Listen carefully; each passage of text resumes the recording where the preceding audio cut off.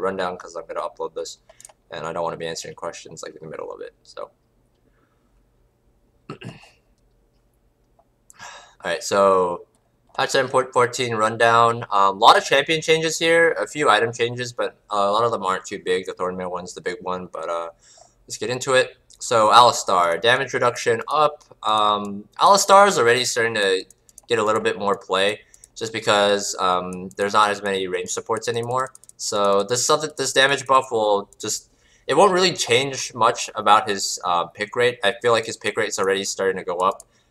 He's still got some pretty difficult matchups, but this damage reduction thing, it's a little minor, but it'll still help him out in team fights. Give a little bit more incentive to pick him, but well, it's nice. It probably won't change too much. Attack speed growth, like Caitlyn down. She's still the best AD carry. She's still been the best AD carry. This is gonna hurt pretty significantly, but until other parts of her kit get changed, I don't think she'll ever be.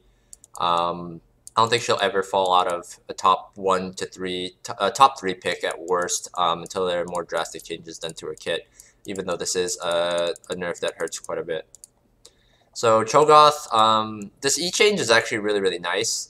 It's bonus damage, and he didn't really lose much in compensation for it. Like he lost 5 damage on his Q at rank 3, but it doesn't cost half your mana bar to use anymore. Silence just it's slightly better at every rank. This doesn't really cost too much, so he won't like the cost like kind of get like trimmed from Q and put onto E. But the thing is, this ability is way better than the old E. Gives you a slow, basic auto attack range 2, which is extremely good because Cho'Gath is like the easiest chant to kite in the game. One of the easiest. Also resets his attack timer. It's got a bit of a cooldown, but the fact that it helps him with burst because it's an auto reset. It also scales off of his scales off target health and his feast stack health. This is a really nice change. He still probably won't be seen at all except for like situational counter picks, like he's always been seen in the past, like when he was like a Rise counter pick. But it's a step in the right direction. I just think his kit's a bit too outdated. I think if they lower a bit more of his mana costs on the rest of his abilities, he might be okay, or just buff his base mana. But he still has like mana issues even with his passive. He'll probably need like a bit more of a rework, either like change his passive to something more useful or just like lower more costs around the board. But I don't think he's that bad. I think he's starting to get to a point where he might be playable. So these Diana changes, no longer gets the passive attack speed, but you get attack speed off of E and off of every other spell as well, and it restores mana. Q cooldown going down early is nice. Not the biggest thing in the world because you do max Q first. The really nice thing is W, which you max second. The cost at rank 1 is going down a lot. It still scales up to the same, just like kind of how this thing's cooldown still scales up to the same. But just a buff to Diana's early game power, because you just get bonus attack speed from E now, and it also gives her mana, so she can keep spamming Q more than she can now. I don't think it'll be enough to change Diana to being a played champion. I think it's more just to help Diana, just throw Diana mains kind of like a bone. I think the champion's like okay in solo queue, kind of one-dimensional, but she actually kills people extremely fast if you land the combo, kind of, and it's a lot. There's not much counterplay involved into hitting the combo when she gets fed, kind of like old Talon, like pre-rework, where he just insta-killed you and there was really nothing you could do if you was fed. So until she gets like more drastic changes, I feel like she's just very hard to balance, because the Diana mains, if you've ever seen like Arc Second or S Diana 2, they just insta-kill people because the combo is so fast and it's really difficult to play against when she gets ahead. So just a really odd champ to balance. I just still probably won't see too much play outside of One Tricks, just because she's kind of funky and there are better melee assassin mids to play in most cases. Like Caston is just a more consistent champion than Diana most of the time. So Fiora changes, definitely necessary. The champion already beats everyone, but it was also impossible to like kite her or escape from her, just because our game movement speed and this passive game movement speed. So it was extremely difficult to trade with her early on, and later on she just ran you down and killed you once she got to the point where she just won every 1v1. So this is a good change. Still maintains her identity as like one-shotting everyone later on, just being the god duelist, which I don't necessarily agree with, but I'd rather they trim the extraneous power first than make her a champion where that just can't duel anyone or just loses duels. So I just think Fiora's a balance issue. She'll still probably get played, but this introduces a lot more counterplay to her, which I think is good. And speaking of counterplay, we got this motherfucker. These changes are nice, like more damage on E for free, free damage, extra damage mitigation on W also gives you an indicator of how much you're mitigating, and passive, nerfed at level 16, but the thing is, like, you never made it to level 16 without losing the game anyway, because you're fucking Garen. In reality, like, these changes are nice, but Garen just sucks as a kit. Also one of the easiest champs to kite in the game, so he's not going to see play. But to anyone stupid enough, or anyone who's a Garen one-trick, you got thrown a bone here. Just some straight-up buffs until 16, which are nice. And the straight-up addition of bonus regeneration when you're below a certain amount of health, so you can stay in lane even longer. But yeah, this champion just has too many issues for these changes to really bring him into play.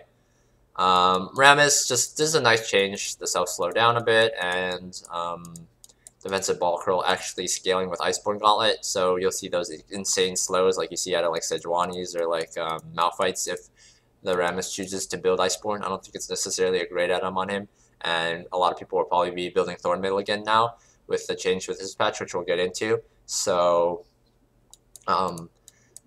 this is the bigger change, and it's nice. It's not a huge deal though. People, like I said, with a lot of these other changes, if you play Rammus, you'll still play Rammus. If you don't play Rammus, you probably won't start now. So Sin's change is actually really, really nice. They took away his old passive, so they gave him health buffs, and these are insanely big health buffs to compensate, I might add. That's a shit ton of base health early on, and that's a nice boost to the health growth as well. They took away his mana passive, but because of that mana passive, so you're not incentivized to build mana anymore, they lowered mana costs all across the board, which is really, really nice. And they gave him a passive that when he drifts off a champion, and this can be allied champions too, I'm pretty sure, you just get move speed. So basically in a team fight, you're basically always getting passive move speed.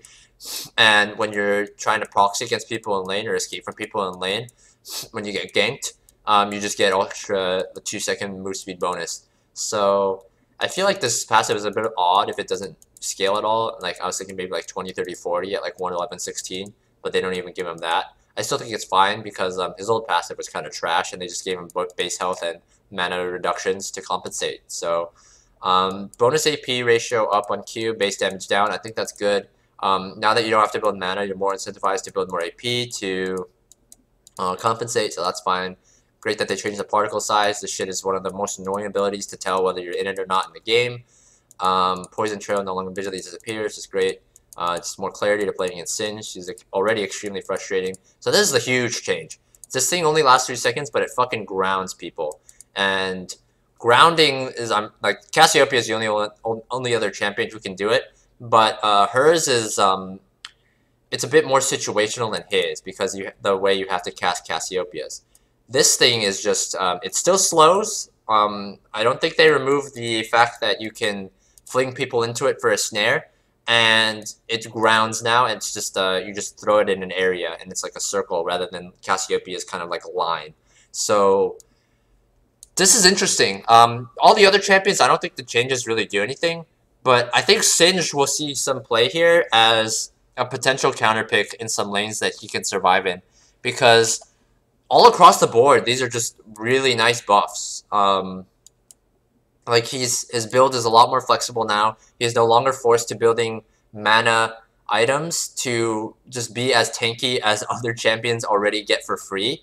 And mana cost down just across the board, and bonus stats being up on R. These are all just, and the grounding obviously, like these are all really, really nice changes. I feel like you might start seeing Singed more in lanes that he can survive in. So like not against like carry tops, but I think against tank tops he'll be a really, really nice pick actually if you know how to play the champion. So as far as these target changes, they don't really change too much. the E is now consistent. The stun duration is now consistent among all ranks.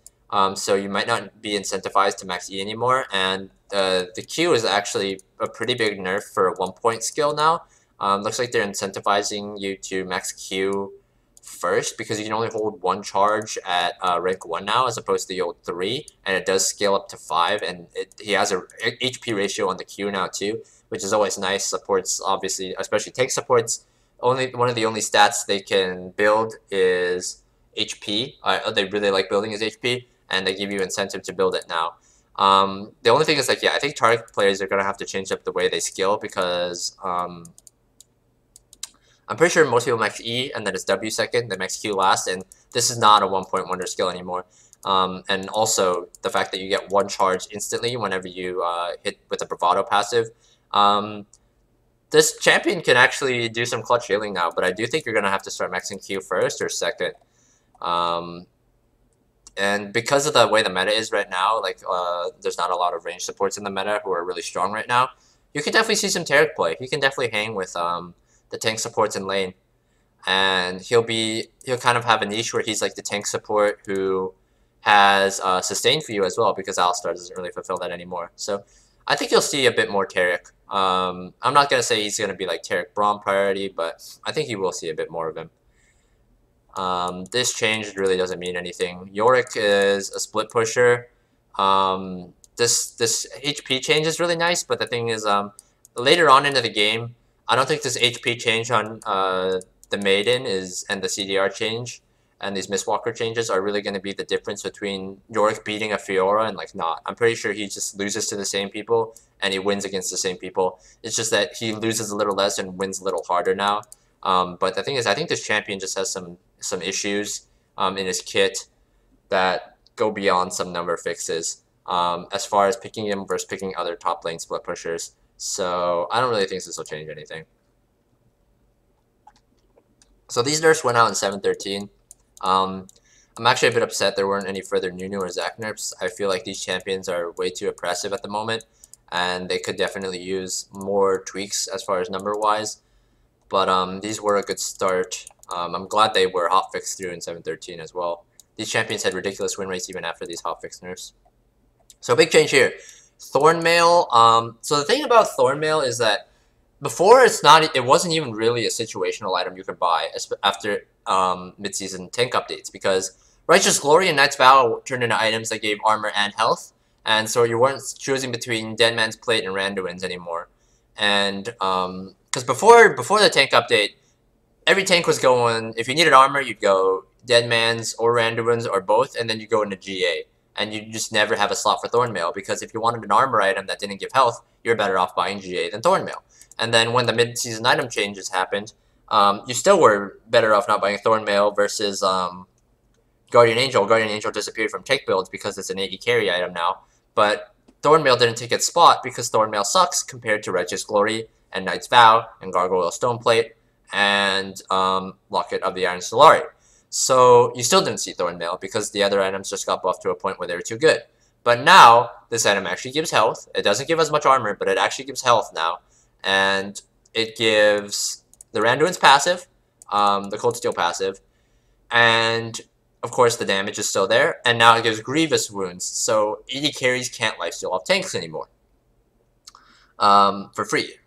Like if you're free hitting as an 80 carry now and they have Thornmail, then whatchamacallit, then you get Grievous Wound. So this item is actually buildable now. It's an item that will be built outside of like Rammus or like, I don't even think you built it on like Malphite or anything. I'm pretty sure it was basically only Rammus. So this item actually has a niche now. You know, if you need to play more greedily as a tank because they got like a Death Dance abuser or like double lifesteal abusing 80 carry or whatever, then you can actually build this item now because it does give you some health.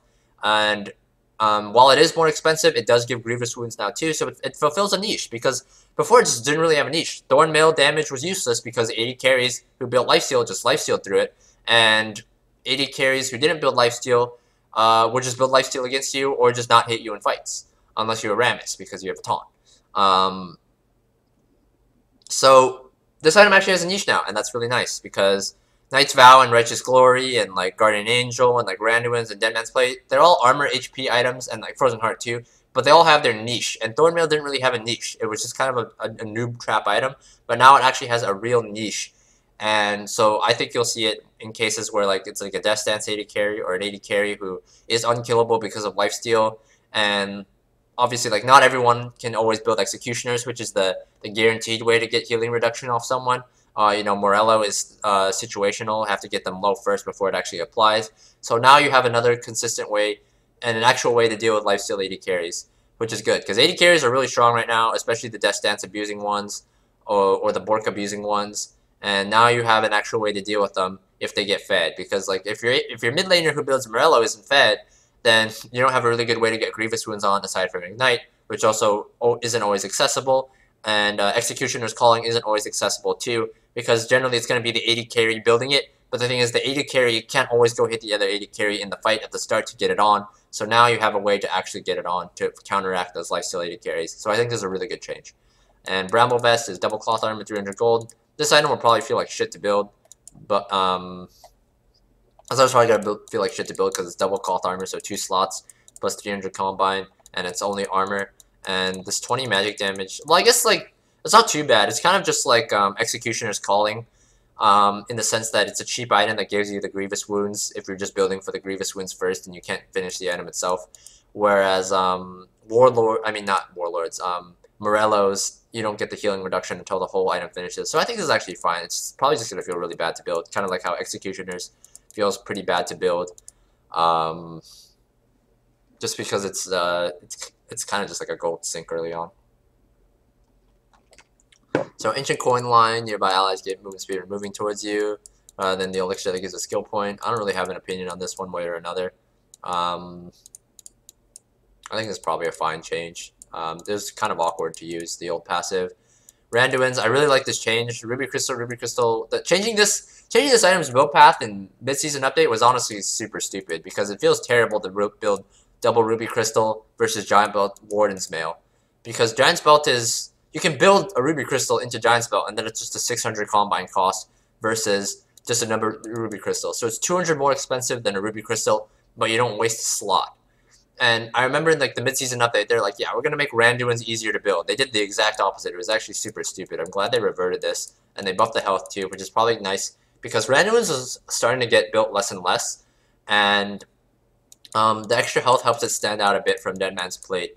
And make it a more attractive option than Deadman's Plate, which is going to be necessary. Because Thornmail is going to be occupying a niche now too, rather than being an irrelevant item. So giving this, fixing the build path on this and giving extra health. So you have an incentive to build it, slightly more incentive to build it, I think is completely fine.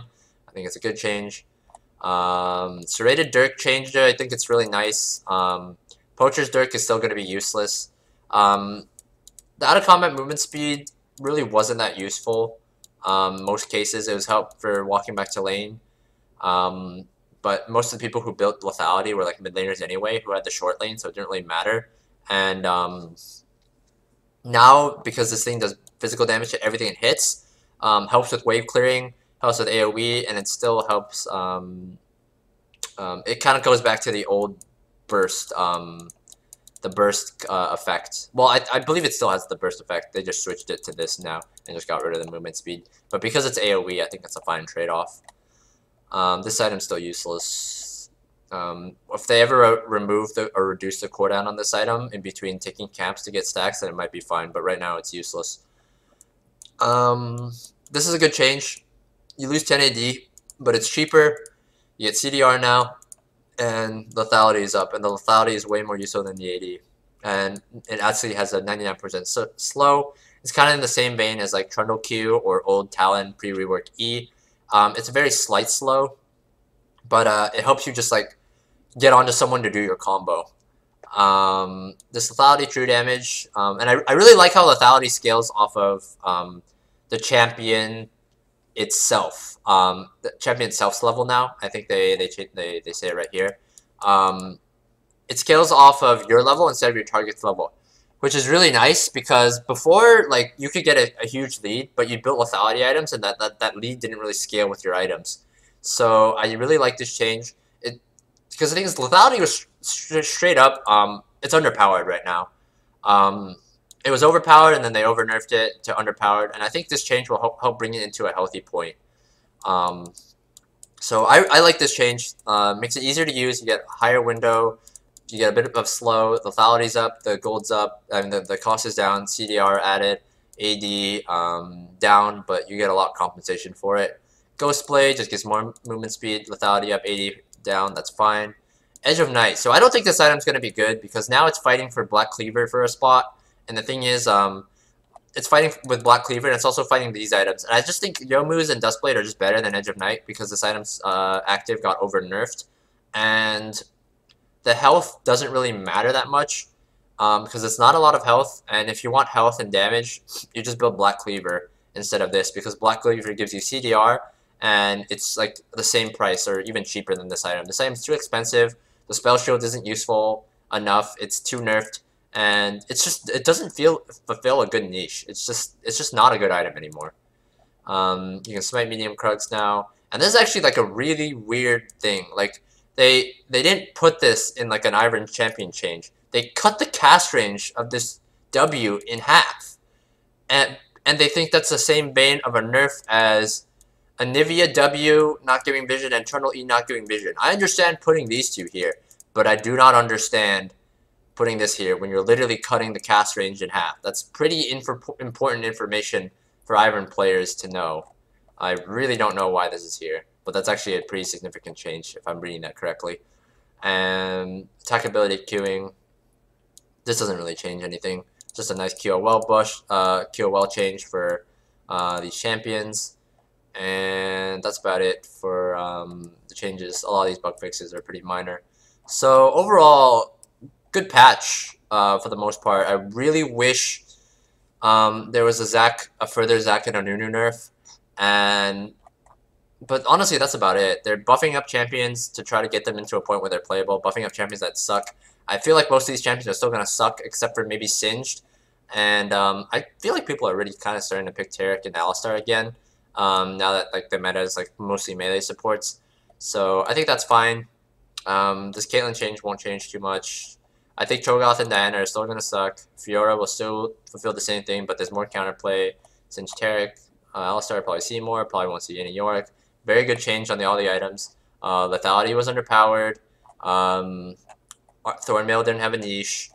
Randuin's build pass sucked. So I really like all these changes. There's not really any of these changes that I disagree with that are here. The only thing that I'm really worried about is they haven't hit Zac and Nunu, and they're still going to be dominating solo queue, and as for Zac's case, competitive.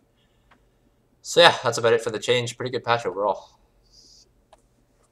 Caitlyn's still good. It does reduce Warlord's heal. Zat's your troll. Lethality mids have become popular again. Not